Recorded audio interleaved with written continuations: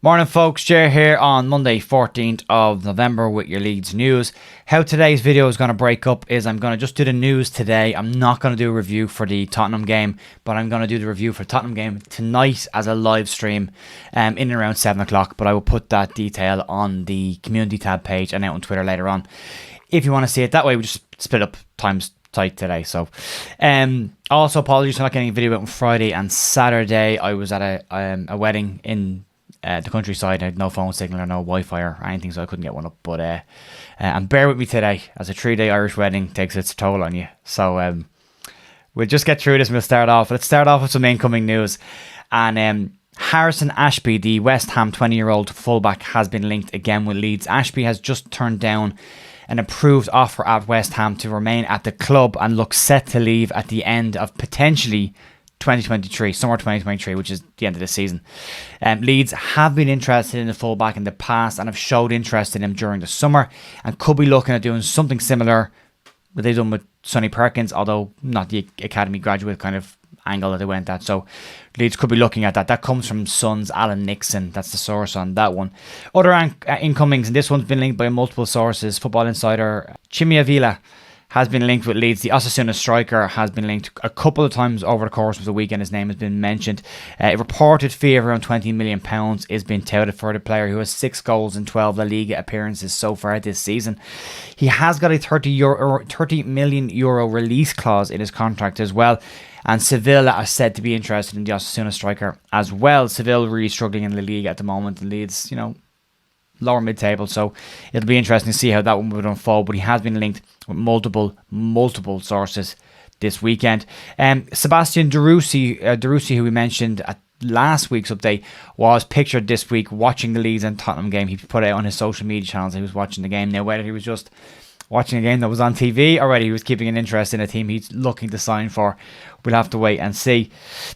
Some other news that's come out over the last couple of days are Leeds' plans for the World Cup break. It's 7 weeks now between Leeds' last game and our game against Manchester City.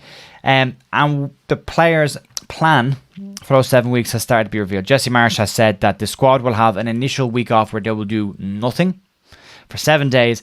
Their second week off, they'll be given a physical program to do on their own. Very pre-season-y. This is very much like their pre-season.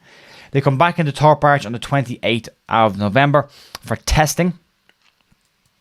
And then they will go and have organised some competitive behind closed doors games. Jesse Marsch is confident that the opposition that they've lined up are very competitive and will help the team to advance. And then Leeds play Real Sociedad on Friday the 16th of December at Ellen Road in essentially what is a second pre-season final game at Ellen Road before the second half of the season kicks in.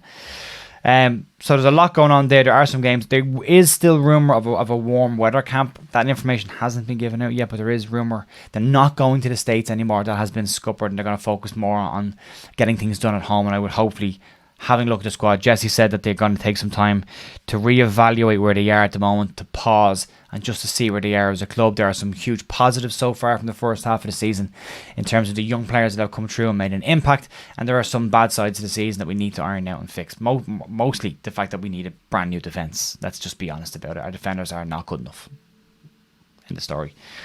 We're brilliant going forward. We're awful defensively. I don't think it's a tactic thing. I don't think it's a system thing. I think it's very much the quality of players. Liam Cooper is just not good enough for this level anymore. Luke Ayling is not good enough for this level anymore. Robin Koch is starting to struggle in the last couple of weeks. Christensen's been asked to do too much going forward. When he's been asked to sit back, he's been great, but when we pushed him forward, it's left gaps. And that famous picture that's going around this weekend of the Leeds team on one side of the pitch, that doesn't happen with a natural left back. Pascal Struijk is just getting dragged in as a centre back into a centre back position. That doesn't happen. It's still narrow, but it's not that narrow. So that that needs to be fixed. So hopefully all that is done during the break for the World Cup, and we'll see what happens there. And the big news going on today is Football Insider are claiming that Bournemouth are in advanced talks to bring Marcelo Bielsa to the club, and have had advanced talks with him over the course of the weekend. Bournemouth have said they are very confident of getting the manager signed up to a deal after having positive conversations with Bielsa over the course of the weekend.